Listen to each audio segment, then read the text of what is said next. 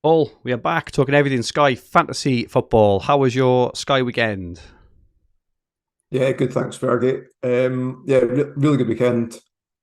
Which was kind of surprising because I don't have anything out of the ordinary. For those our regular listeners, I know the way that I play the game, and it's very boring and maintained. So I don't really have many differentials, but I've managed to creep up to 79th overall. Flying. You do have something sort of magical in that your keeper managed to get save points for a penalty without actually saving a penalty. So you do have But something in there, you know.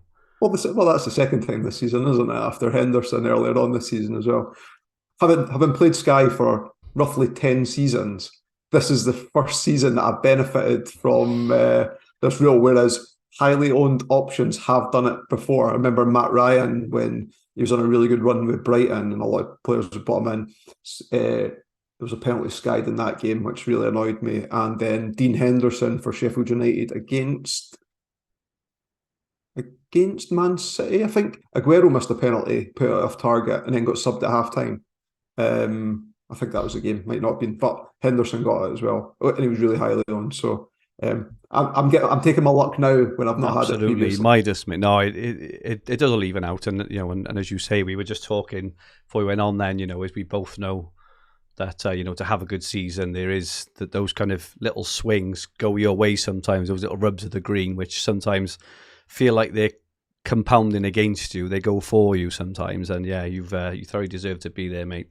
He says through gritted teeth. I think I'm probably about 50 points behind you. My rank is, you know, still, well, it says 514 on the screen, but I'm actually 533rd. There's a reason for that. Almiron scored a 5-pointer yesterday with 6 tackles. Well played, Almiron. But Sky removed or Opta removed 3 overnight. I mean, how can you possibly remove 3 tackles overnight? I just do not understand it. And Jonathan Maloney in the chat says if Dan was here, his rant would take up half the show. Tackles removed, dodgy pen saves, points awarded. That's not a good look, is it? Taking 3 tackles off. It happened to Douglas Luiz on Kamara on Friday night as well.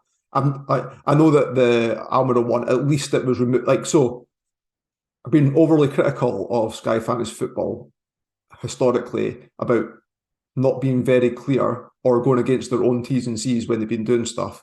In this instance, they have followed the rules that they set Yeah, I themselves. agree. So at least there's consistency there. I think if I own Almiron as well, so it is whilst frustrating, at least I'm more happy that they're sticking to the rules, and as long as they continue to do so. Yeah, Um, I think as well, it's easy to think there is Sky, but Sky get all their data from Opta, right? So it's actually yeah, Opta. It's the Opta feed, which and is their thing wrong. is So like, and they'll check just before 8 a.m. the following day, and if it's been updated, they'll go back and backdate it. And at that point in time, if it gets backdated thereafter, that's locked and it I doesn't change at that I point. personally think that's the right thing to do as well. So again, not having a go at Sky in the slightest, but having a go at the Opta in terms of that's just a bit. How can you accidentally give 3 tackles? It's a bit crazy. But anyway, yeah, about 50 points behind you. Probably got a few more transfers than you, I think. But I don't know about you. I don't know about everyone watching and listening. Unless you've got a block Newcastle defence, it's been pretty tough going. I think it's fair to say since the overhaul, it's been a real war of attrition. In terms of a lot of planned moves, which we talked about on this pod, and lots of others have been talking about, haven't really come to fruition. It does feel like we're kind of using transfers and not really getting a lot of benefit at the moment. I know you're going to do a little bit on transfers later, aren't you? And the kind of the value. Can I talk a little bit about the Man City pylon? So, and we've got a few questions related to this, and it's been a conversation topic in some threads and stuff like that on Twitter about certainly from the Sky FF perspective because of the calendar days and being able to move on the players and stuff. So when we did our first podcast after post overhaul, so just before Christmas time, like you and I had identified as had others about this Man City pile-on and multiple avenues to do it. And my original plan was to do that. where I changed over time. So I have gotten two of my transfers that I've used. I've been on City players, albeit one replacing another, rather than adding two more players in. But part of my thinking was that maybe a Man City asset would be identified as someone who is in the team now and looks like a lock. So that's what I did with Stones. That's why I brought Stones in on that basis. But it was also to give a chance to assess Man City as well before that time of doing it. Gain the extra fixtures from other teams, then move on to City. And when it came to both hop-on points that they'd identified, City weren't playing great. They haven't got a settled team yet. And that was a couple of reasons why I've avoided piling on. So whilst it was my original plan, and we've talked on pod since, that it just no longer appealed to me. I think for me, it was more the we didn't know the team. Like even with Man City, even if they had a settled-ish team and they weren't playing well, I would have quite comfortably still gone in. But we didn't know who to go in on. Right? We've all, between us all, we've probably gone in on, Edison, Cancelo, Stones, maybe Akanji, maybe Ake, De Bruyne, Rodri. Okay, De Bruyne and Rodri have been, fairly consistent in starting, but it's just been impossible to pick. There's only really Haaland, De Bruyne, Edison and Rodri, I'd probably say, are the four players who pretty much 90% are going to play. The rest is a bit of a free-for-all, right? Yeah, and I'm doing exactly the same right now. If I'm thinking longer term, like, where's the opportunity? Arsenal's fixtures change. They're not playing in the league. They're not playing in the League Cup, so they won't have the games cancelled there. They've got extra games coming up as well. So at this moment in time, I'm planning in kind of 3-4 weeks time. Where's the pile-on point for Arsenal? Who play the same 11 every week. Who play the same 11 every week. So again, that's a similar opportunity that I'm identifying. But if Arsenal go off the boil and get one or two more injuries over that period of time as well, then I'll cease fire and perhaps bring in one asset similar to what I've done for City as well. Yeah, definitely. So yeah, it is all about looking at the opportunities, and then secondly is how you execute, right? Because we've had occasions before where all the stars have aligned. We've got to that moment, you see the lineup and you think, yeah, that's it, I'm in.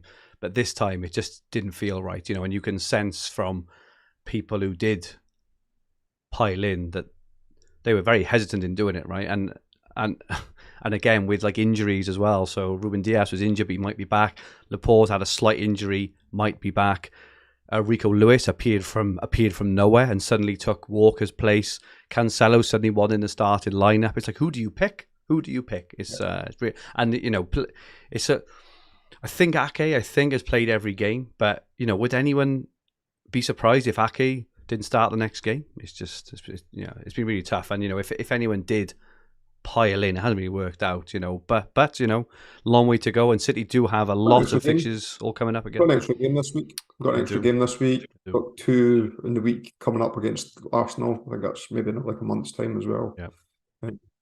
Welcome to everyone in the chats. Sam D. Taylor, Kaiser Sose, Geo Boys, Julian Wardle says still raging about Pope getting 5 save points. Matt FF, Nathan Lodders, who's flying, he's doing very well. Joseph Robinson, Wing L, says Edison over Pope has cost him not being in the top 100. Phil Speck, who was also flying. Gary Plant, Glenn Murray, Boris the Blade, Johnny White, Manchester is in as well. Barry Morrison, Joseph Robinson says anyone who has Zaha or Mitrovic must shit themselves when they get a penalty. Absolutely.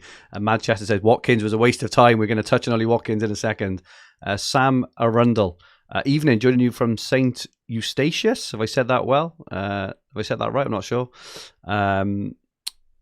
Manchester says doing okay, but a few teams 50 points ahead of me. We can see their team pretty much have the same team as me. So a bit disillusioning. And yeah, it is Manchester, but it's a long old game, and still I say it every week. I'll be able to say it this week, I think, for the final time. But we're still not halfway through the season. There is still a long, long, long way to go, and there really is. So let's just hope that all those people are well below or around that average, of 19 transfers left or whatever it is. Anyway, Paul, what were we talking about today? We are going to have a look at popular moves over the weekend there, and I am putting the foundations in place to try and calculate what the value of a transfer is, at least from my own perspective. And at the moment, since overhaul, it's probably fair to say, spoiler alert, probably not as high as we maybe hope. Well, I wouldn't say it's thought, but definitely hoped, I would guess, from what we've seen so far for both of us. Yeah, it's low, and I guess one of the caveats, and again we'll talk about it, is to what point do you then close off the transfer? If you're making a transfer now for thinking you're on a run of fixtures, like 5 good fixtures, and hence I've made that transfer to take all of that into consideration, then there's a valid argument to wait until the end of that 5 game weeks to close it off, or if it's a short-term move. So I'm going to try and operate multiple different models on the same data, so the end of the season that we can have a good look at it and hopefully use that data to inform us or educate us on how we should use our transfers next season. Sounds good. Firstly, let's have a quick look at Aston Villa, who obviously had that Friday night fixture against Leeds, and they also had the hop-on points the week earlier, didn't they? Where a lot of popular assets blanked. Yeah, so not a great deal of movement in terms of transfers in or perceived transfers in based on percentage ownership increasing. Watkins was at 12.3, he jumped up to 16.2. I think that's way down again after that. So you can see that's down at 4.8% the following day. So a lot of people have done similar to what I had done. Had Watkins in from the previous game from Wolves, played them in the single against Leeds, got injured, but at least he got the 2 points for the 60 minutes played rather than FPL, where it'd be less than that, right? It would. And then moved off immediately because he's not really a long-term prospect. I just wanted someone that had a higher ceiling. Like I could have looked at one of the players that I thought would tick along for bonus, but yeah, made the move to Watkins, but a lot of people have taken him back out, so he's down. I think he's going to be one of those now, right? He's going to be a proper troll where he was doing well before we brought him in. He'll probably be back next game and score a couple of goals or something, and that's just the way it goes, isn't it? But for the little period we need in back-to-back home games, decent as well. Not the returns, sadly, but them's the breaks. A little bit of movement for Bailey and Buendia. I know that James on Planet FPL podcast had suggested them as potential, got a good potential upside. Yeah. So good on you if you made that move. Even if you were going to hold them for a little bit longer at that mid-priced midfield bracket. The thing that put me off, I don't think, I knew that I was going to make this as a short-term move anyway, and I think the thing that would have put me off is that I'd have had to have got rid of a midfielder that I'd want to keep longer term. I think that at present, the optimal formation is probably 3-5-2. There's just so many good midfielders, which is crazy saying that because it's probably the first time ever that I played Sky where having 5 midfielders is optimal, because it's usually hit or miss. Most kind of 2-2-2, 10, 15, 2-2-2 runs in midfielders, but there's a lot more consistency in the midfield bracket this season. But yeah, but well done to those that made that move. Similar with Leeds, Rodrigo was at 11.6%. That jumped up to 19, so not much movement, but it did come down to 10.6. I think with Rodrigo's price point, maybe I could see the logic in maybe holding for a little bit longer. Leeds do have some okay fixtures coming up as well. He's only 7.4 million. That might have made sense as a longer term move rather than a hop on, hop off. So it makes sense to me why his ownership was already high and it didn't jump up much higher on that single. I think he's actually a pretty good pick regardless. I think he's a very good player. He scored 98 points this season, 7.4 million as well. If we bear in mind that price point, we'd be looking at kind of enablers a lot of season, haven't we, for that price point? But he's actually got a lot of upside there potentially for 7.4. So I don't think he's and as you've just said, like if you think 3-5-2 is optimal, then there's nothing wrong with like a 3-4-3 and then moving back to a 3-5-2 or 4-4-2. So I actually think he's a pretty good hold and a pretty decent differential, Rodrigo, because if you think of the players that people have got in that price point at the moment, not tremendously exciting, are they? So yeah. And then Man City was the last team I looked at. I thought people coming off Villa and Leeds might move on to City. Probably not as much as what I expected. Rodri jumped from 12 to 18.2%. He was my transfer in on Saturday. Again, there was a little bit of movement and kind of Mahrez and Ake, Akanji, Cancelo as well. It's like people like paying if you're moving back onto Cancelo. He has been an incredible Sky asset over time, but just to kind of reiterate the point that I made last week, I think the reason why I didn't mind paying 11 million for him was that he was guaranteed his place, and now I no longer think that that's the case.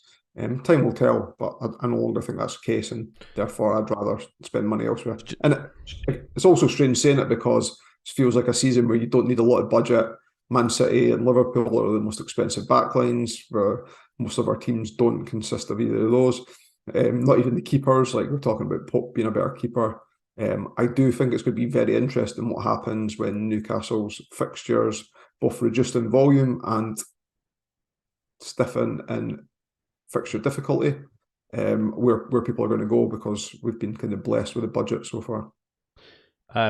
With Cancelo, I had one of those hours of crazy swings where if he hadn't started, I was going back to Rashford. But obviously he started, and then that goal should never have been allowed. Mine, that Bruno Fernandes goal. I'm not even going to argue about that with anyone. It should never have been a goal. And then Rashford suddenly got injured just before half time, down on the deck. Commentator, he's pulled his hamstring. And I'm thinking, this has worked out well. At the time, Cancelo was on a clean sheet. Rashford going off injured. Couldn't have gone any better. And then obviously... Chance of passing bonus. Yeah, exactly. And then all of a sudden, it obviously just turns completely on his head, and Cancelo ends up with... He just scraped passing Cancelo. He got 3. He got 60 passes. But obviously, Rashford went on and got... I can't remember, was it like a 9-pointer or 10-pointer? So, that was, that pain... No, the glory, the pain, black. 11 points. It was 11 points for him as well. You just love rubbing that salt in, don't you, with that extra little cherry on top. Make it factually correct. Here's a question for you. Who do you think has scored more points this season? Rodri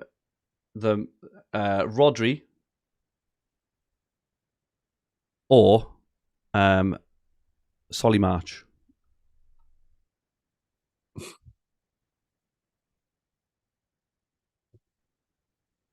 I would have you're going to tell me Solly March. If it wasn't recent, if I wasn't recency bias and his stats getting thrown about, and I'm talking more from an FPL perspective, then I would have said Rodri still.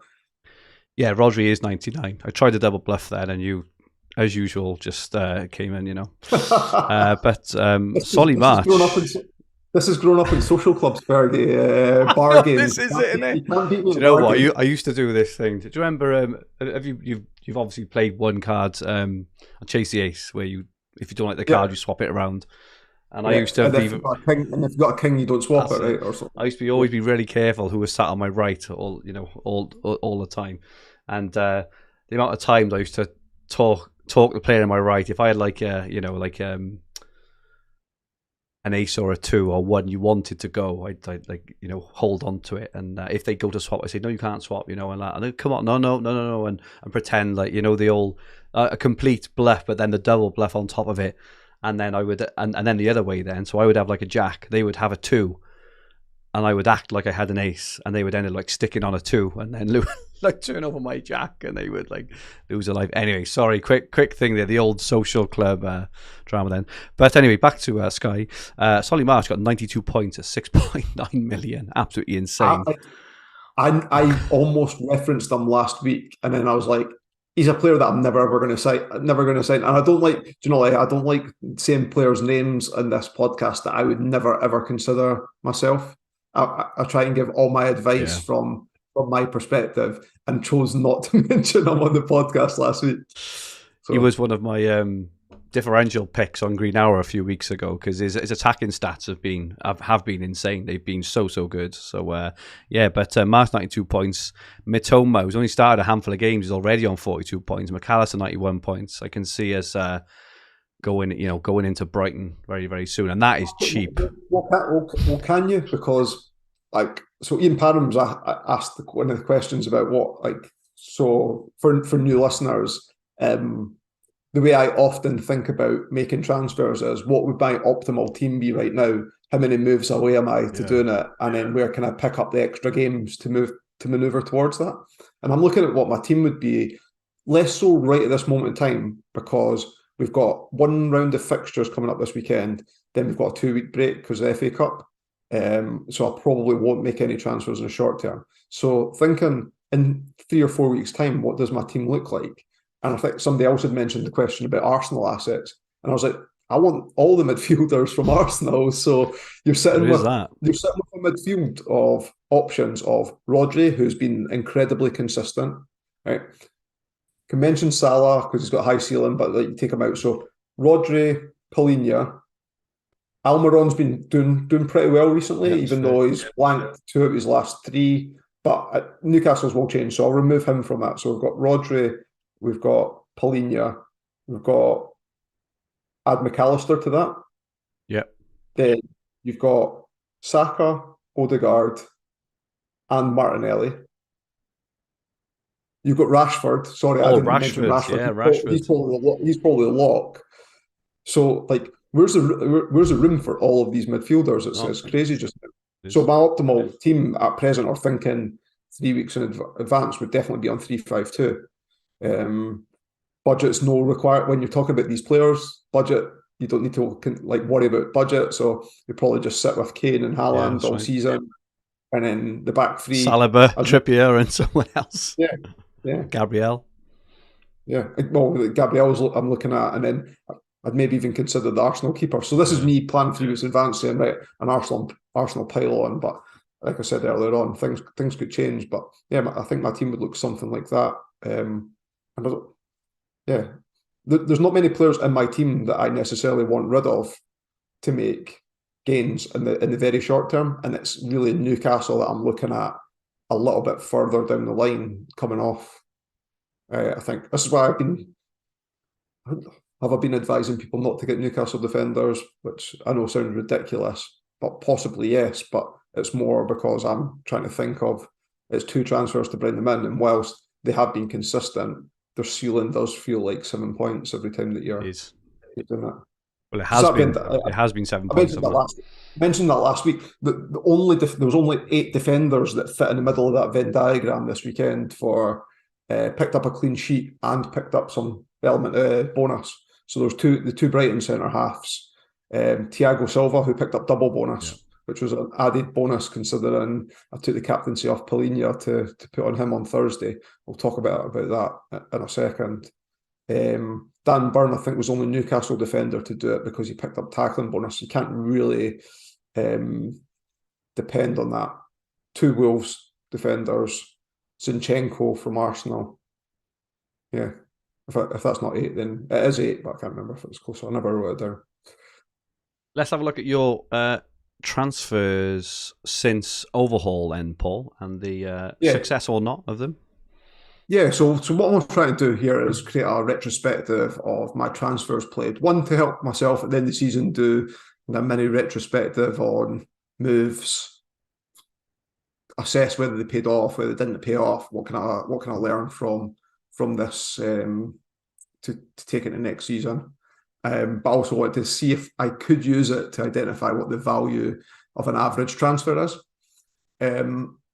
There's a few caveats I need to consider, and I'm going to track this multiple different ways. So I'm trying to think of what the end point to the transfer, when do I stop counting? So I'm going to try and run the player from and the player to points all the way through to the end of the season, and then take the net off all of those, and then see what the value of transfer is that way.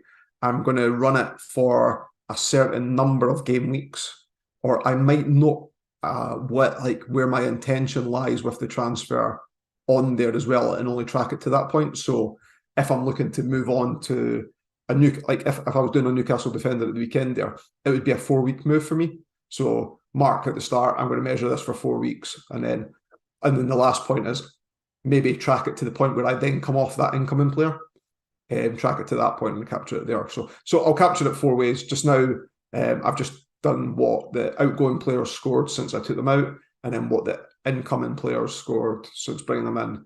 A couple of factors in there. I took the captaincy off Paulinho to add on to Silva, so I've added a -3 for my decision making there, and I've doubled Watkins's 2 on Friday night for captaincy. So you can see from the Gabriel to Watkins move, I made 0 points because they both scored 6 points in that time period. I moved Salah onto Stones, so I've gained 8 points from that. Cancelo onto Silva. So whilst I was initially down, Silva's welcome 12-pointer yesterday's made me up from it, so 7 points. Cancelo could play and keep a clean sheet on Thursday, and then that net's down to 0 again. I moved Stones onto Rodri. Yeah, I mean, I must have heard that injury. What a stinger. Yeah, it did. And then my decision was, right, let's take any panic out of future moves further down the line by bringing in one of the 4 players that you mentioned that were nailed for City. They still have got the volume of fixtures. I'd be happy to collect multiple 5s, 5-ish down the road. So 5 points up from that move because Stones didn't play. And then Watkins to Salah for 2 points. So just now I'm operating at an average of 4.4. That's not me saying that the value of a transfer is 4.4. Yeah. I'll measure it to the point that I had said earlier on. But I'll do a weekly update on this on the pod. I won't talk about it in as much detail as there because I won't talk about the mechanics of what I'm measuring. I'll just talk about the values and any moves, and then people will be able to see moves that I've made retrospectively there as well. And then hoping at the end of the season that we could do a deep dive into my transfer history from that point, and then see if we can draw conclusions and learnings for it for next season. You have been unfortunate, you know, with a couple of things there. I know the 4.4 is low, but obviously if Stones got injured, it would be a higher average because you would have made that extra transfer. And also, it's pretty rare that a player bringing for a captaincy a game earlier blanks in both games as well. I think that is quite, even just one goal, even one assist would have upped that and made it a really good transfer. So if that was Rodrigo, for example, it would have upped the average. Yeah, exactly. So, but no, it's really interesting, Paul. I'm sure we always get the question, don't we, about the value of a transfer. I'm sure that people also really like to track how, like, when and how you use your transfer as well, even if it is in retrospect. So no, it's really interesting stuff, and that leads on quite nicely to the average transfers remaining. So this was, I think it was Friday, Sky posted this. So the average for the top 5,000 teams, 22. For the top 1,000 teams, 19.8. The top 100, 15.7. And the top 10, 12.3. It's probably fair to say that people have probably used at least one more over the weekend with the whole, maybe bringing Rashford back, maybe bringing Salah back, maybe bringing a Newcastle player, bringing a Chelsea player, wherever it is. So, I'm a data guy, right? And most of what I talk about here is like using some element data, a lot of which the fantastic FF stuff provides us with, and all those charts and tracking stuff in there before. But I am a bit skeptical, not skeptical of FF stuffs, but skeptical of Sky Sports Fantasy Football. So unless I'm wrong, and I admit that I only looked at it briefly on Friday, so I could be wrong, and I was looking at screenshots on my phone that I'd taken of stuff. The top 100 and the top 1,000 didn't change week on week to the decimal point. And I'm just not sure it's not a copy and paste mistake by them. As I say, I am overly skeptical based on some of the stuff they've done historically and their timing, like Sky Sports Fantasy on their timings on things. But I wouldn't surprise me if those figures in the middle there were wrong and that they were worse off. Would you expect them to be lower again? Well, it's not that I had an expectation that they'd be lower than all. Just not the same. It's the fact that top 100 was 15.7 the week before. Again, I've looked at the wrong screenshot on this. Apologies and sorry for firing off duff information. But then the top 1,000 was 19.8 as well. And it just feels to me that it's more than a coincidence. But I could well be wrong, though. Looking at the profile of that top 1,000, which is probably where all of us are aiming for, right? Somewhere between the 100 and 1,000. It does. It sounds low.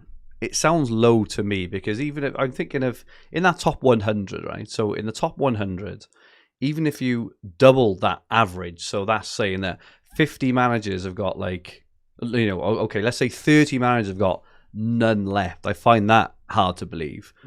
Imagine it was like someone had hard coded some SQL calculations behind the scenes, right? And it was hard coded that it was 40 transfers that it was counting from, and it was doing the. Oh wow! Can you imagine? There was an extra, an extra By the 10 way, on each. I'm not suggesting that is the case here. Exclusive. Paul says they But, add 10 onto the whole count. I just find them really low, and I suppose looking at this gives me hope that when we're on 35, I think that actually got a pretty good shout of a really, really good finish. Well, anyone who's got over 25 there, I suppose, can look at them and go, yeah, it's good.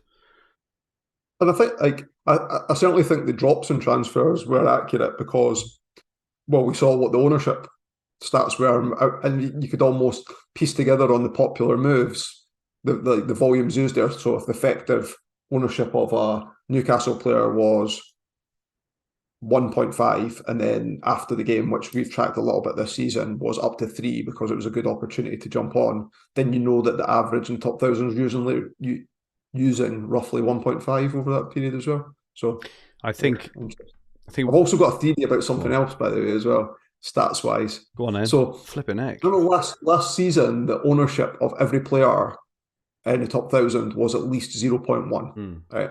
So there was no zeros. Now there is zeros this season, but I'm not having it that some of the players that have got 0.1 ownership are owned in the game. And I think there's something weird with that as well, that player's maybe been owned at some point in time, and that the ticker won't allow it to go down to zero or something like that. Again, being a skeptic. Working in data, you're a data man, and you, Paul. So yeah, you know about all these things that can go wrong. I think what's interesting as well. So I've got 1 point. I've got 1 question for you. I do think. Hang on. What was the point? The point was about the overhaul. So the fact that now we don't have a second overhaul, I think, means that I do wonder if, like, normally you see these averages massively increase. I still think they will increase, and I still think but I do wonder, because teams are now transitioning almost weekly towards a different team, and we're not transitioning towards dead ending towards the overhaul, and then everyone's team is the same, and then we kind of move off again with only a third of the season left. I do think that we're going to see them go up, but maybe not as much as we think. I suppose that's my point.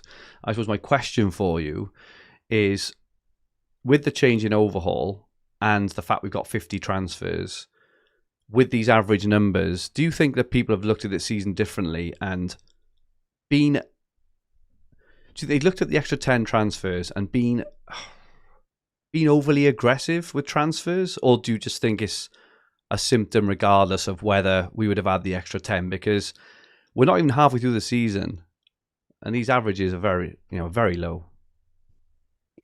I do definitely think that there's a mentality shift with the extra transfers, and therefore more freely using them. I don't know if it's an evolving base of players in Sky as well. It seems to be that waves of players that play FPL, and I'm just going by interactions on Twitter and such like that. It feels like every season there's a new way. Like, very few people play the Sky game and disapprove of it publicly. I think it's more the opposite way. Oh, you can use a bit of analysis. I like the tiering point system, all the good things that we like about the game and why we love the game. And I think that maybe the increase in players that just play FPL are moving across, and then that concept of trying to manage a year's worth of transfers when you play a game that you are forced to use a transfer, or roll one, but you're kind of forced to use a transfer on a game-by-game basis. potentially plays into it. But I guess the same argument could have been made for last season and the season before as well. So it does feel that the last 2 or 3 years that whilst overall Sky numbers have been down, it feels like a lot of that FPL communities coming across, especially as FPL gets harder with more content creators out there. I think people are. I found the Sky game a nice kind of peaceful area to move into. I don't know. I'm speculating. Oh, no, those would be those would be the two things. I think you're right. I think giving 10 extra transfers give people license to burn through them more, and maybe like instead of actually looking at them as like an advantage. Things haven't been easy in Sky this year, in that things that look like good plans haven't come off, and people's initial reactions is to react to try and sort that. And how do you sort that in this game? You use more transfers. Maybe again that could be part of it. I was thinking, because since the overhaul, in the popular moves, obviously some people will have made very, very good moves. We had a comment earlier.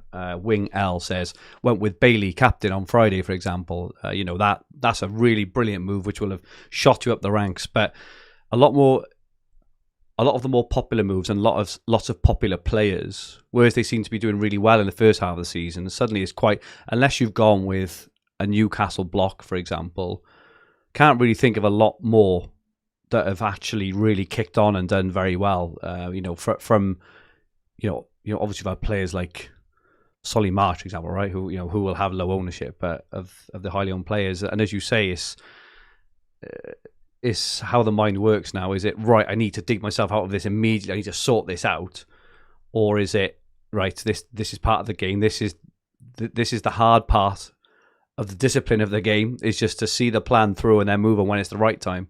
Yeah, it's a nice balance, isn't it? Because it's a fine balance rather when you're choosing it. Because are you correcting a mistake immediately, exactly, or are you being reactionary to what you've got? And I think that whilst I don't think that bringing in Stones was a mistake for me, because I couldn't foresee his injury, albeit he has got a level of injury proneness about him, so maybe like that probably did factor into my decision making on bringing him in the first place. And for me, the pros outweighed the cons, but that's why I just wanted to take that decision out of my hand, and then instead of moving to a City defender from Stones when I'd seen that he wasn't playing, I just moved him on to Rodri, and I was like, right, I know that I can't be reactionary. Well, like, he could get sent off or he could get injured as well. I can't predict that, but the expectation is that he's got a good injury record. He's plays every game, and therefore it puts it out of my mind to be reactionary to move Rodri on, then use another transfer. Yeah, I agree. Let's have a quick look at the fixtures for next week. Firstly, this week, Wednesday, Palace versus Man United. So this was thrust in. I can't remember if it was last week or the week before. Palace versus Man United. You'd imagine Rashford would be very, very popular. There was some chat in our WhatsApp groups about potentially bringing in some more United players due to their form and fixtures. What are you thinking? The only Man United players that really interest me are Rashford, obviously, Shaw and De Gea. As I'm sitting on Pope just now, I don't think it's a sensible move to come off Pope, at least for the next 3 games. And then I'm going to look to move him on, maybe even to De Gea, maybe to Ramsdale at that point in time, and Shaw. But there's no players in my team that I desperately want to get rid of. And if there's no reason to get rid of them, like people were talking about Almiron recently, but he's still got 3 good fixtures in which he could return in. I just don't. If you've got somebody you want rid of, I think it would be a good move to Shaw, like any outfield position, to move to Shaw. If you've got a goalkeeper you want rid of, I think moving to De Gea is sensible. If I owned Pope or didn't have any players I want to get rid of, which is the position I'm in, then I probably wouldn't do anything. I just think as well, though, away to Palace at the moment, it's obviously a very attractive fixture. They're then away to Arsenal, which is going to be a tough old game, right? I don't, I personally can't see the way Arsenal play. Like, Man United are playing well, right? But Arsenal at the moment, for me, are playing on a different level to anyone else in the league. In that time, Man City play twice. They got Spurs and Wolves. There's only really Liverpool and Everton that play once in that period. Don't get me wrong. If Shaw got a 9-pointer, 10-pointer, you wouldn't be surprised. Same for De Gea. But you wouldn't also be massively surprised if over the 2 games, Ederson got clean sheets or whatever against Spurs and Wolves. So I personally don't think it's the right time to go in this week on them, unless maybe you're getting rid of a Liverpool player, even though you are going to, if it's Salah, you are probably going to want him for captaincy, I'm guessing, on Saturday. He's probably going to be the most highly owned option, and in a couple of weeks' time, Monday the 13th of February, when they have the single game day against Everton. So I'm not as bullish as everyone else is on it, and it's purely because the 3-for-1 doesn't really happen until the Arsenal away game, where you're probably not going to bring in Man United players. So and you're nodding, Paul, so I am making a bit of sense. Thursday 19th, Man City and Spurs, probably an easy one. Probably Haaland captain. It's just so hard. It's just so hard to look away from him. And probably so. Man City do go on a pretty decent run on Thursday. They got Spurs twice, and then Wolves, and then Villa after that. So it's a pretty good run, and they also go on a bit of a run of a 6 for 3 over a lot of teams. Over teams like they got 6-3 over Leicester. They've got a 6-3 over Man United. So this is, about being careful around getting rid of nailed City players. They got Spurs, Wolves, Spurs, then Villa, Arsenal away to Forest before they have a little bit of a break then. But it's a pretty good run there. So I'd be nervous about getting rid, because they do have more fixtures than anyone else. Anything to add there, Paul, on any of those? I'm expecting to drop quite a bit over the next week or so. I've only got 2 City assets, 1 Man United asset, and Kane for those 2 games, whereas I think the effective ownership will be quite a bit higher than that. Yeah. And I've mentioned before, it's not that I think that De Bruyne is a bad player at all.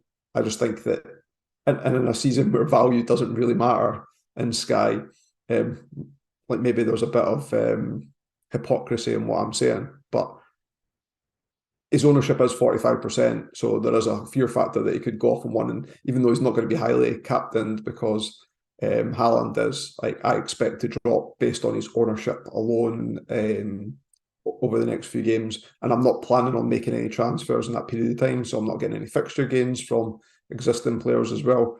But again, I see opportunities further down the line with like a block move to Everton. I keep saying Everton instead of Arsenal for some weird reason. A block move to Arsenal defence potentially. Maybe when their fixtures ease up, they form part of this middle of that Venn diagram where you're getting bonus and clean sheet potential from those assets. I think I'd just rather use my transfers at that point in time. I'm not reserving them because I don't think this is a good opportunity, because it probably is. And I could get to De Bruyne on 1 transfer only. I just think, I'd rather use it elsewhere and perhaps not. There's nobody really that I want to take out. I'll reiterate that point as well. That's the important thing, right? Is this, you can look at what's in front of you, but again, I'm the same. I'm probably doing Cancelo to Rashford tomorrow. There's a few factors that are going in there. Obviously for the Rashford captaincy, I don't want to miss out on that for sure. But I'm looking at my other 9 players, and I don't really want, I don't want to get rid of them at the moment, because I've brought them in for a reason for this upcoming 2 or 3 weeks. And then, as you mentioned earlier, there will be a bit of a sea change, I think. But it's very easy to go, I'll shift on Almiron or kind of whoever, Almiron to Shaw when Almiron goes Crystal Palace, West Ham, and Bournemouth. In the same time that United have got 3 games, which includes an away to Arsenal game. So you can't expect too much more from there. And the weekend's fixtures, we do have an FA Cup break after this, which I kind of clean forgot about, I got to be honest. But so these are the final days until the FA Cup break. So on Saturday, Liverpool and Chelsea. We will see the team sheets for that one. Tough day for captaincy, I think, this one, Paul. West Ham against Everton, Southampton, Villa, Leicester, Brighton, Bournemouth, Forest, Palace, and Newcastle. A couple of fixtures jump out there to me. Maybe a good time to jump on Brighton. I've been looking at their Brighton play on a Saturday, I think, for the next few days. There's no natural jump on point. It's quite tough, but we mentioned March earlier. Obviously, McAllister, maybe Lewis Dunk, maybe Mitoma. Some amazing value there, but it's quite tough when you don't get the extra fixtures. And And Liverpool and Chelsea, probably Salah, I'm guessing, will be the most popular captain given, I know Chelsea kept a clean sheet yesterday, but Kepa made, was it 5 or 6 saves? They just look all over the shop, don't they? So, Yeah, and I don't love it, but at the same time, de-risking by captain Salah as well, and that's the way I tend to play the game. So I don't have any concerns really. That was part of the reason for bringing in Salah last weekend when I did as well. So was to make sure I was lined up for this with an extra fixture game. But look, there is an argument obviously for captain a Newcastle defender or Pope, but Newcastle were like the Newcastle assets should, if you look at XG, Newcastle assets should have come away with nothing at the weekend there. No bonus. Well, they didn't get bonus anyway. And if the penalty had went in, which has got an XG of 0.8, bookmakers had it slightly favourite that Newcastle conceded. I just think with the ceiling of points, and I still think it is hard to predict clean sheets, even though you can use the outcome of Newcastle over the last 4 or 5 weeks and say, well, it is easy to predict because they've got the best defence, which is true. But for me, for the fact that you can quickly lose it, and the ceiling isn't massively high on the defenders, even Trippier, who generates all these big chances created, or as soon as someone on his own team touches the ball from him, cross it, like taking a corner, it helps in other games like Dream Team and in FPL in particular. But I'm just captain Salah. I've got I've got Newcastle keeper and one defender, so I'm covered by effective ownership. Yeah, exactly. And on Sunday, we get to see the Man City lineup once again. Man City, Wolves, Leeds and Brentford, and Arsenal and Man United. Very, very likely going to be Haaland, I'm guessing again, if not for his 99.8% ownership or whatever it is. Nothing much doing there. And then Monday, the final day, Fulham against Spurs. I think Harry Kane's ownership is still quite decent. Lot will have Palhinha. Some still hold on to Mitrovic. So fairly simple to kind of navigate, I suppose. I think the key decisions are this week, whether you go in on Man United or even up your Man City coverage. And just with the added element of the FA Cup coming the week after in 2 weeks. Like if we look at this weekend past there, Stones was missing when the expectation is that he would play. There was somebody else that was missing, Nunes, missing from big teams from expected lineups, and this can obviously trade in injuries and volume games and then cup games, etc., can hinder as well. This is just for me why, and the fact that I've got a team that I don't want to get rid of players from. If I take all 3 of those bits of information into consideration, even if a player had a small niggle and missed this weekend's games, I think unless it's somebody I'm desperate to get in and they were for the chopping block, perhaps in the next run, I think I would possibly just hold as well. It's probably just worth mentioning, just for those who are thinking of taking out players, that the first day back, Friday the 3rd of February, is Chelsea at home to Fulham. So hold on to Kepa, for an example, which I am.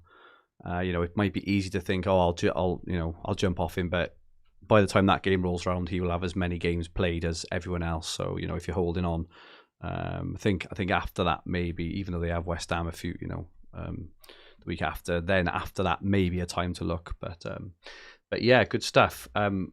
We've had so many questions in today, Paul. It's like, I think you said it's like over 30, absolutely crazy. So we'll try and get through as much as we can. Hopefully we've answered most of them already, but let's try and get through them with some maybe short sharp answers. Ollie Poole, who would be your 5 midfield picks of choice at the moment? So if you had to pick now this minute, Paul, who would be your 5? Okay, I don't have an Arsenal player, and I'd have an Arsenal player in there, not because of the short-term fixtures, but the fact that it saves me a transfer down Odegaard? the line. So if we go with Odegaard, Palhinha definitely in there, Rashford definitely in there. I'm still think, with the ownership and the fact that 2 upcoming captaincy days he's going to be massively owned, I'd still have Salah on that. I don't think he is playing particularly well, but just for that reason alone, I'd have him there. I probably wouldn't have Almiron. I think Rodri or McAllister from other place. Maybe Rodri just on the volume of fixtures and the fact that I don't think I'd captain a Brighton player if that wasn't the case, then I'd maybe have McAllister in that spot. And adding on to that, Ian Parrin, what is Paul's optimal team he is aiming towards? You've just given you 5 midfielders, assuming Haaland and Kane up front. Yeah, and certainly I wouldn't. Right at this moment in time, I'd have Trippier and Pope, but in 3 weeks' time, I might even get rid of Trippier, and I'm not. I know that effective ownership. I play the effective ownership game a lot in Sky, but I'm really going to try and make an attempt to win it this year rather than an attempt to win mini leagues that I play in. I think, which I think that I could move all to a block defence like Arsenal or something like that coming up. So right at this moment in time, I would have Trippier for effective ownership next 3 games and Pope as well. But I'd have like Gabriel and Ramsdale maybe in those places. Saliba and Thiago Silva or Shaw maybe in the last spot. Emre, one of Cancelo or Ake to make way for Rashford on Wednesday. Which one? I would say has to be Cancelo personally. I think Ake has probably a bit more expected mins. He's cheaper as well, 3 million cheaper, more nail for passing. I can't see an argument otherwise. And you're doing that move as well, right? So that's so you're nailing like that's 100% what you're doing. So therefore, I have to because there's no other player I want to get rid of. Well, I'm looking at my team and there's no way I'm getting rid of Trippier, Silva, Shah, Palhinha, Almiron, Rodri, Salah, Haaland, or Kane. So he's the natural one. But if I had Ake, I'd still be happy holding Ake. I really would. He made me one could be good to bring in on Thursday if you've got a bit of a problem or if someone gets injured or kind of whatever it is. We're still not 100% sure that Rashford will be fit on Tuesday. We're not 100% sure because he did definitely have a knock. I think he will play, but he may not. So it's just worth taking it. But Ake in on Thursday, I don't think it's the worst move. If Rashford didn't play, what would you do? That is a very, very good question. And one I'm not prepared for. But I would probably move Cancelo to a defender because I don't think Cancelo plays consecutive games, so it will effectively be a 3-for-1.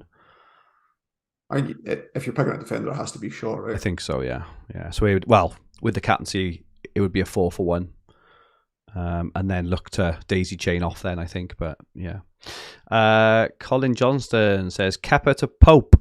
I wouldn't be doing that in the short term anyway. You may want to do it after Friday the 3rd, but in the short term, Chelsea play twice to Newcastle's 1. So I certainly wouldn't be doing that in the short term. I'd say what's Pope's ceiling, but the fact that he gets phantom penalty saves. No, I had looked at that question earlier on and thought exactly the same and had a look at mapped out the fixtures that like if you still want to do it after the next game, but then Newcastle only have 2 good games after that, and then they're going to miss a game because of the again, I'm predicting them to beat Southampton in the League Cup semi-finals, and therefore when they play the final, they'll miss a game there as well. Which game is that when they miss, Paul? Is it the Brighton game? It is Saturday the 25th. It's FPL game week 25. So I'll have a look at that because that's quite interesting. I could tell you from that. I've got the. So away to Newcastle. They're home. It's the one they're home to Brighton. Away to Newcastle, home to Brighton. Home to Brighton, which is where are they? Their fixtures. Yeah. So if they miss that after Bournemouth, they go home to Liverpool, away to Man City would be their next 2 with the gap in between. That's just not pretty. So yeah, I agree with you. I think they win that, so they'll play the final. So hopping off after that Bournemouth game, you walk straight into a Man City 4-for-1 over Newcastle. Just as an example, you walk straight into a Liverpool 3-for-1. Straight into an Arsenal 3-for-1 over Newcastle. So this was your point 1 about bringing them in. I personally think so. I brought in Shah this weekend just because I couldn't bear the thought of yet another Newcastle run of clean sheets. But I do think this was the last time.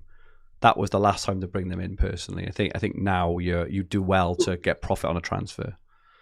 So I don't massively hate that, like the move that you did, and the reason for that is that if you're getting rid of think of that as a daisy chain. You're getting rid of a player that you potentially don't want. Exactly. You bring in Shar, and then you move Shar on for Are we somebody moving on to you want Saliba, for example? after 4 games. Yeah. He also asks, bring in Brighton assets, McAllister, Matoma, and March. Again, probably. So Brighton's fixtures are good. It's just they play every Saturday for one, so there's no exact hop on point. And again, it's who do you take out? It's really tough. But their fixtures are very good. Away to Leicester, home to Bournemouth, away to Palace, home to Fulham. Then that Newcastle game will be postponed probably, so they do need to bear that in mind actually. But yeah, it's a tough one, eh? I'm thinking exactly the same. I was like, I often look like, say, like if I create an overhaul, if I create a phantom overhaul team, what does it look like? How do I get there? How do I make moves? Like, I'm not against making a move from a player that plays that day, that plays the same day as Brighton, like with no fixture gain, if needs must. My rationale behind it all is that I probably won't captain a Brighton player in the short term either, and because there's nobody I want to get rid of. I'm going to wait until I pick up an injury. Exactly. Or I need a captaincy from Brighton, and then I've got more information by that point. Yes, I might have lost out on some points whilst I'm waiting there, but I get a bit more information. Like maybe they do a formation change in that time, or they've got a few injuries and the team don't look as solid, and then like doing it from there. So I do think it's an opportunity. Like, you know, when people say, "Oh, there's never any way to make gains."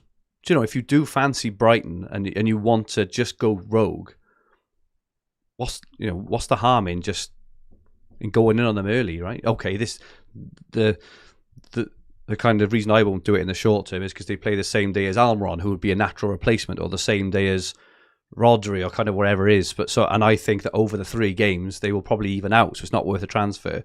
But if you truly believe Brighton are going to keep on going, and you want, if you're really struggling, why not go for it as get ahead of the curve? So, it's an interesting point that, and that has been said quite a lot. Like, how do you make the gains and stuff like that? Someone referenced the point that they think that I'm the only person that's gained rank since overhaul you are, as well. And I've mentioned this a few times before, so apologies for those that have heard this, and I'm maybe repeating myself. But where I try to find the edge is different to necessarily looking at a specific player. Where I try and gain the edge is being able to reformulate a plan pretty quickly on a team sheet or news coming out just before deadline. I probably sit for too long looking at fixtures, and I probably sit for too long thinking about what my Sky next 3 moves are and the dates I'm going to move it. But where I do think that maybe I can gain my own edge, because I'll come on this podcast and I'll speak very, very truthfully, very openly about what my rough transfer plans are, about my current team, and I'll try and put myself in people's positions when they're asking questions about what I would do in certain scenarios. So it's giving away a lot of my thoughts and a lot of information, and in reference a lot of stats as well. But being able to reformulate a plan within that hour before the kickoff, which I've done quite a few times, and put things in place. Like when Stones didn't appear on Saturday, what was my plan? Okay, I don't want to make a decision on that spot that I'm moving again. Bring in Rodri. I'm moving to 3-5-2. Is that going to affect me? 3-5-2 is very inflexible, because you have to move a midfielder out if you're making any transfers. Does that scupper any plans I've got? Does that affect budget? Rodri's more expensive than Stones. So I do think there is ways. People just need to find their own edge, and it's not always about a player, but it might be about taking a gamble, like I'd mentioned about Newcastle there. Like in 3 weeks, Newcastle's fixtures stiffen, but is anyone going to take the risk and come off Newcastle? It might be that they come into that first game and they concede 3 goals against City, and everyone's like, right, okay, or Liverpool, and they've got City next, and they're like, all right, now it's time to move on. But if you've moved one step ahead and you've moved to a mini block the week before, perhaps to Everton, and they keep a clean sheet with thrown in with some passing tiers, there's another way. Just my advice would always be have a plan, but if possible, have some time before kick-off times to research it, which isn't easy for everybody. I know you've got a very, very nice arrangement with your lovely girlfriend, haven't you? Where for the hour before kickoff is Paul's time, and that's about it. Isn't it? Fantastic. I can't, and she knows I can't multitask as well, so there's no point in asking anything when I'm thinking. Paul at Sky Player in FPL, congratulations on the top 100 rank, Paul. Do you have the belief that you can go and win it? You've already answered that. You do. Do I think I will win it? No. Do I think I can win it? Yes. Why don't you think you can win it? No, I think I can win it. Yeah, of course you can. Exactly, because you're going for it. Do I think I will? No. Why not? I'm quite modest in it because there's a lot of very good managers that aren't massively behind me, and experienced managers, and I'm not pitting myself against one. I'm not pitting myself 1 versus 1 on any of these people. And someone could come and win it without being an experienced manager as well. I just think that the volume of engaged and very good players is very concentrated in Sky and is high, and you need a large element of luck, of which I'm carrying quite a bit just now. I would need that. I would need that to continue. But do I think I can? Yeah, I think I'm in a great position. If you told me at the start of the season, I am where I am, and maybe throwing caution to the wind might help me this year because I'm playing in very few.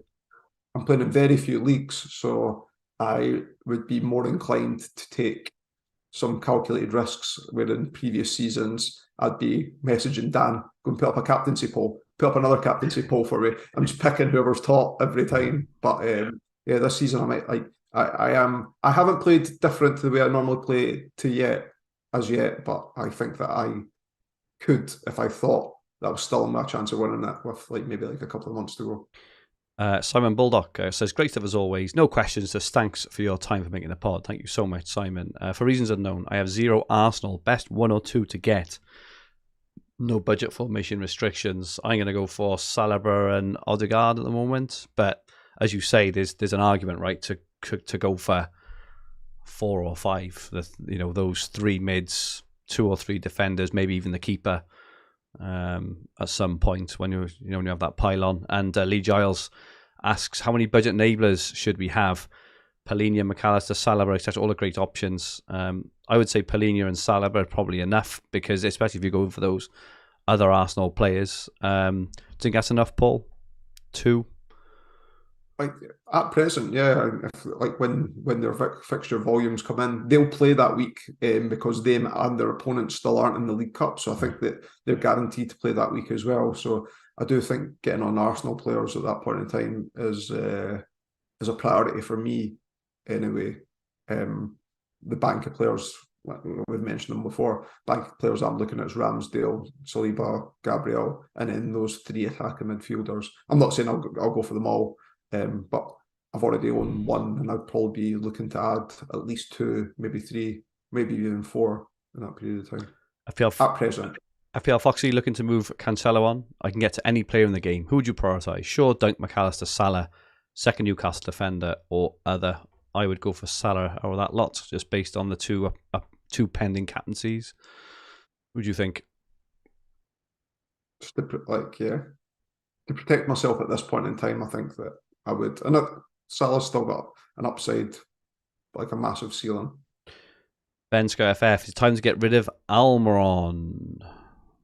We think we talked about this. I think, up until Saturday the 11th, Newcastle have got Palace, West Ham and Bournemouth. There's only one team, I believe.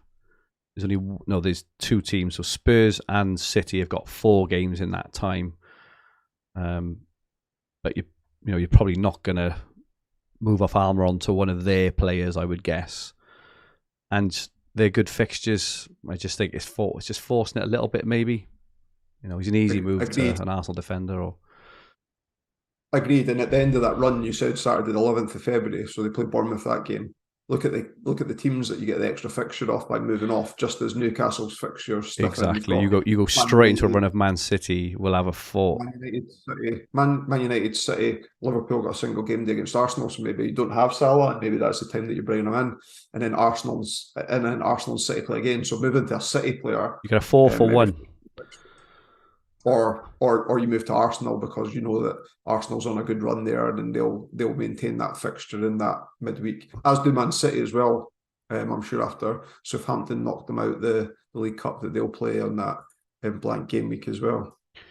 Yeah, you get for formats you get: home to Villa, away to Arsenal, away to Forest, away to Bournemouth. And assuming Newcastle make the Carabao final, Newcastle's only game will be Liverpool. It's a pretty good time to hop around. Darren S, with 0 Newcastle fans, best to hold off now until the end of February.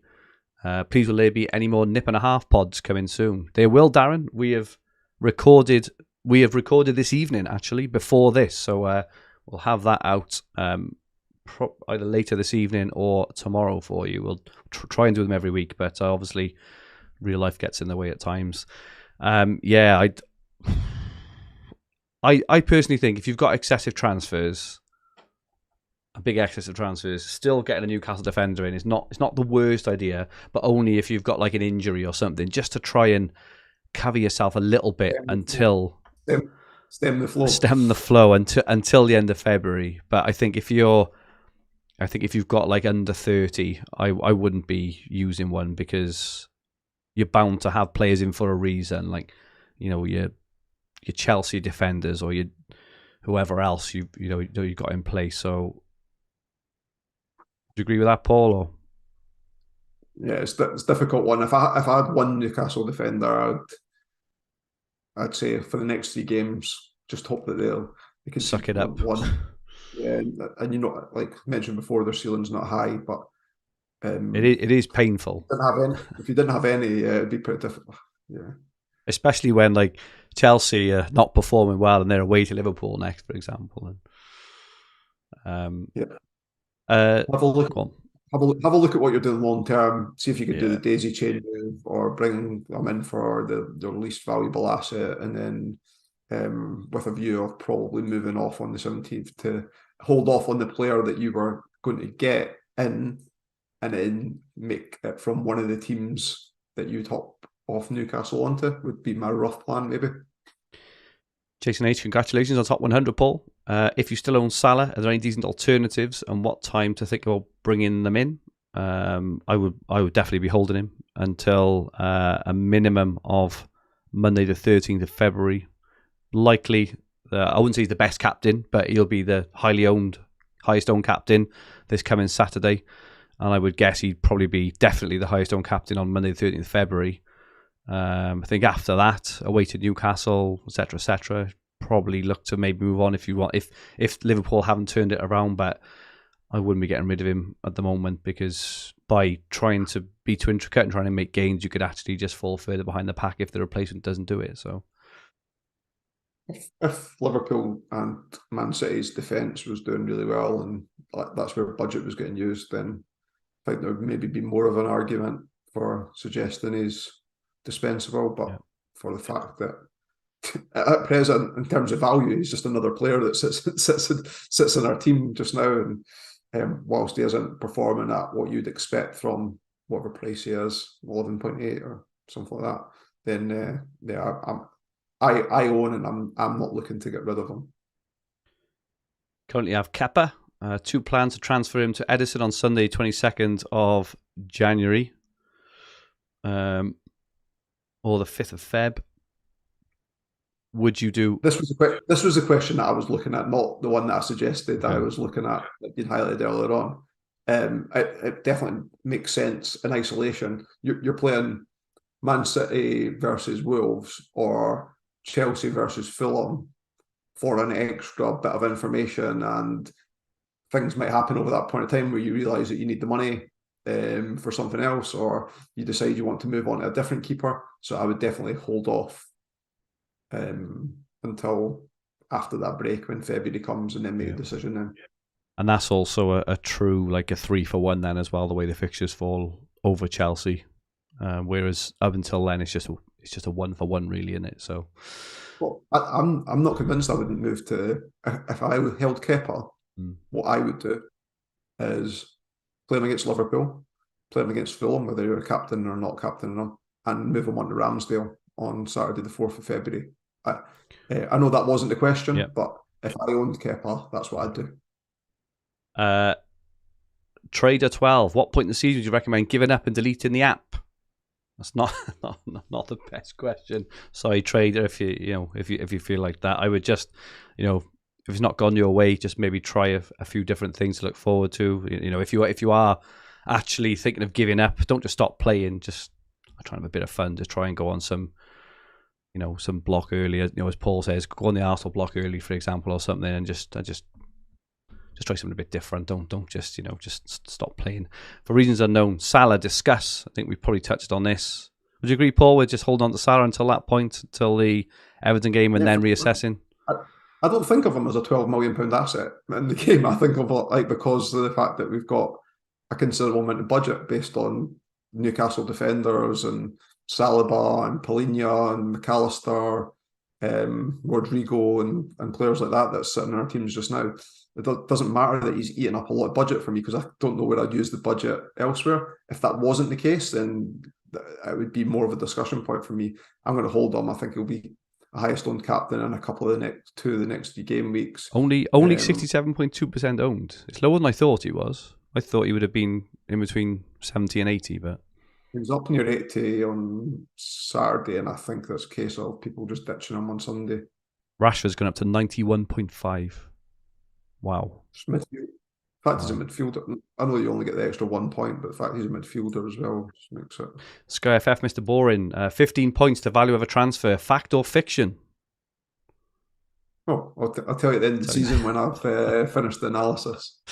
Daz Quilani, can't seem to spend budget. Which teams are you looking at for the next 3 or 4 weeks? I think generally our kind of summary has potentially been to probably hold a little bit with what we've got. Maybe I still think, I personally still think going in on Man City a little bit, or definitely holding Man City, especially your cheaper ones. Maybe not Cancelo, but I still think Ake and Akanji and that have definitely got legs. They've got more fixtures, but then looking at that real switch over point in the middle of February over to Arsenal and others. But yeah, I wouldn't worry about spending budget. If anything, it's great to have it in the bank because you can make a one move to anyone in the game at any point. I was going to do a piece on player value and how to structure your team based on value, and I've been putting it off because I don't think it's needed just now. No. Just now you can have any team. You can easily have the team that scored the most points. So I felt it not worth doing it. I might revisit that plan in the summer or towards the end of the season. MC986, do we still believe in the Man City pylon, or is it time to start looking elsewhere for points, regardless of the extra games? I would still hold, personally. I wouldn't hold. Cancelo is probably the one, and potentially De Bruyne. I think you probably hold it because he's going to play, but I definitely. I told him now. I've got no desire to bring him in, but if I already held, I think I'm the same as you. I think if I had held Cancelo and I need to do something on Wednesday, then I would use Cancelo to do that. If not, I think I'll just hold. He's got the fixtures: home to Spurs, home to Wolves. Are two pretty good defensive fixtures at the moment. Until we've had this break, get more information. I think yes. A couple of more questions about Brighton off David and John. I think we've answered Brighton ones. Probably still a bit of a wait and see, just because no obvious hop on points, no captaincy, know who to take out, but maybe revisit in a couple of weeks. Andrew Lee asks an interesting question. We've had a couple of questions about this in the chat as well, about not captaining Haaland when another team plays. Last 3 game weeks he's been poor. Some serious ground could have been gained if you went a different captain. I think that's true, and I have had a look at it. But then I look at the next run of fixtures. So single game, like for City, single game day against Spurs. So what's the alternatives? Like it's not just that Haaland's not been playing great. City haven't been playing great, so it's not like De Bruyne's like bringing home all these points. Yeah, I know. Or it's 0-0s and they're banging in clean sheets. They're conceding nearly every game, right? Exactly. So in that Man City Spurs game, like, what's the alternative? Is Kane, obviously. And Spurs can't defend. So for me, I would be going out without Haaland there. You move on to Sunday, and I don't know for you people got Rigo, and he could do well at home to Brentford. But the alternative to the City game against Wolves is Arsenal Man United, which I expect to be a tough game, and I don't expect much passing bonus for defenders in there as well. So it doesn't strike me as a game where there's someone with a massively high ceiling, particularly because both teams are good defensively. Then moving out to Sunday the 8th of February, again it's City Spurs, so same arguments get made there. Again, Leeds play on that game day, but Nottingham Forest have tightened up at the back. It's not like on any of these days. So the following weekend, Man United play Leeds, so maybe that would be, in my eyes, the first opportunity that I'd see to not captain Haaland if you're going to captain somebody that's got a really high ceiling like Rashford. So in the short term, I think I've given my reasons why. Yeah, it could be a nice differential, but if you don't do it and he does haul over those fixtures, then it could also work the opposite. I'm not saying that I'm going to continue captain Haaland all the way through the season, but for the arguments made there, I will be captaining him in the next 3 times City play. Yeah, you just can't look past it. If you think of what you expect the Spurs Man City result to be, if you were to put a bet on a correct score, I don't know what you. I'd probably go 3-1. Kane to score for Spurs and maybe Haaland to get 2 would be what I would bet on. What would yours be, Paul?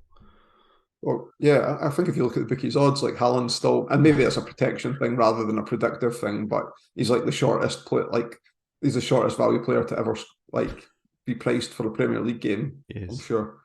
I can't do it. Just, not yet. Yeah, there's obviously an argument. Look, if he does blank and somebody does well, then you can use an outcome-based model to suggest that was the case. I think that I would rather take that risk a little bit further down the line when there's a good, like a really high ceiling player that's playing at that same day that you could put on, and I just don't feel it on the next 3 fixtures that there is. Julian asks around Man City and their form. I think we've got to be, if you look at the fixtures, they've got more fixtures than most and better fixtures certainly until the 12th of February from Thursday. They've got 4. Spurs have got 4. Everyone else has either got 3 or 2. Got to hold them. Mark FF says, is it time to bring in Arsenal players early this weekend at home to United? They have a 7 for 6 for most teams until March. I probably wait, like every team. I would personally wait until after the break. I'm just looking at the assets that you would take out on the Saturday. Yeah.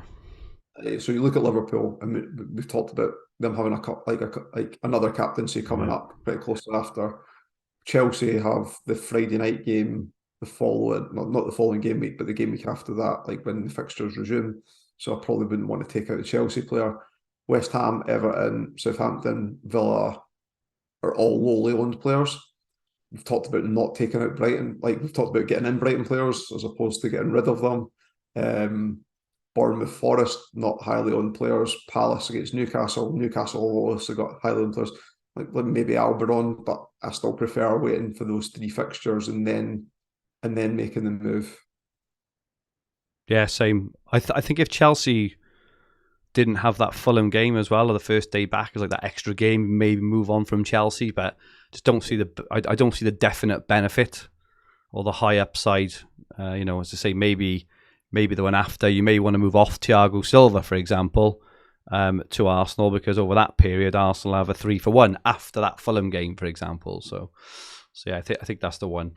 We'll try and get through the rest of the questions. Thank you so much for everyone who sent them in. Dark Invader only got Trippier, thinking of Edison to Pope. I absolutely wouldn't be doing that. He's only got 28 transfer left because everything we just talked about. I had Sky FF Wilson originally planned on doing Cancelo to Salah on Saturday, accepting that it would be before Cancelo plays. Now I wonder when to leave it and actually skip Liverpool-Everton single game day. We'd also be skipping his captaincy on Saturday. If you're happy to do that, then that's up to you. I just think Salah's the kind of player, as he's shown on multiple occasions, he can just suddenly turn up with a brace. He's world class. Liverpool are off form. He's off form. I certainly won't be doing that just because of those 2 captaincy days where he will be far and away the highest owned captain. More talk about Man City from John Burt over Newcastle. You have to wait for Man City. And lots about Man City. I think we've answered most of them actually. Should we move Saliba on? GG Magpie asks to the United City defender. He should be probably stay for the rest of the season now, I think. I told somebody to bring him in yesterday.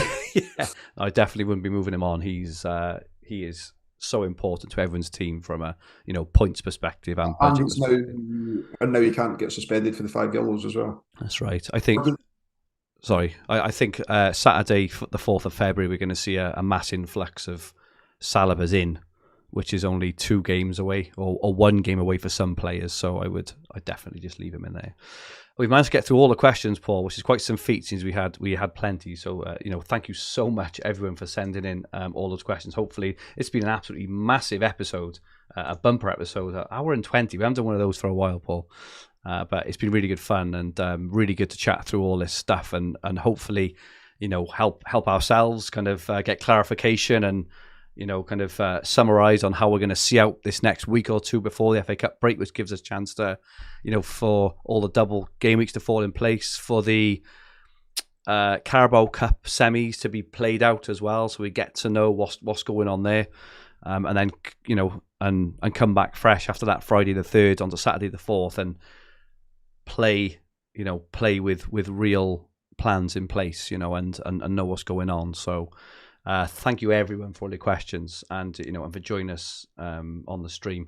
Our FPL Spartans made a good point. Saliba can still get 1 game ban as Arsenal only played 18 games. It was new. Yeah, I almost corrected myself because it was Tottenham that had played the extra game to that point and can't get banned now for it, but Saliba can. And same with Saka as well, right? Yep.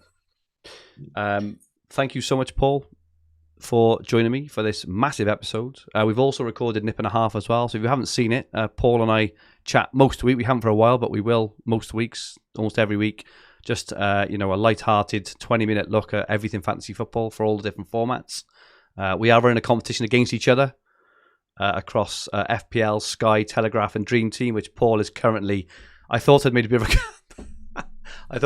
of a comeback after Christmas. Paul's lead was 114 points. I was looking forward to a sub 100 point one, and Paul quite gleefully informed me that he is ahead by 133 points now. So and you burnt through transfers and the Telegraph as well. I wouldn't say burnt. Well, you can say burnt through. I'd say optimised my team, but whichever way you want to. I mean, you might have optimised your team, but you didn't optimise your points. Thank you so much for that, Paul. Again, just keep rubbing that salt in that wound. You're absolutely fine. Thank you so much, Paul. Where can people find you? On Twitter at Paul McAnulty 1, MCANULTY. And also on the Nip and a Half podcast, which is, I think we've had a problem with Apple for some reason. I can't resolve it, but it is on Spotify. So if you go onto Spotify, Nip and a Half podcast, our latest one will be on there probably tomorrow morning now. If you enjoy fantasy football, you will very likely enjoy it. My handle on Twitter is at FFH_Fergi. If you liked what you watched, please press the like button. I can't believe we only had 16 likes. That is criminal. We've had over 200 people watching this stream and only 16 people have pressed like for an hour and 20 of insightful Sky Fantasy chat. Come on, everyone. Please press the like button. Remember to subscribe in the bottom right-hand corner of the screen if you haven't already. And if you enjoyed your listen, please rate the podcast version so you can go onto Apple or Spotify, wherever it is. Give us 5 stars. Leave us some comments. Be much, much appreciated. We'll be back. So it's a blank Sky weekend next weekend because it's FA Cup. So we won't be here next week. We'll be back in 2 weeks' time, looking ahead to Sky Game Week 27. So there's a blank Sky Game Week 26, just so everyone knows. Have a good Game Week 25 all, and goodbye for now.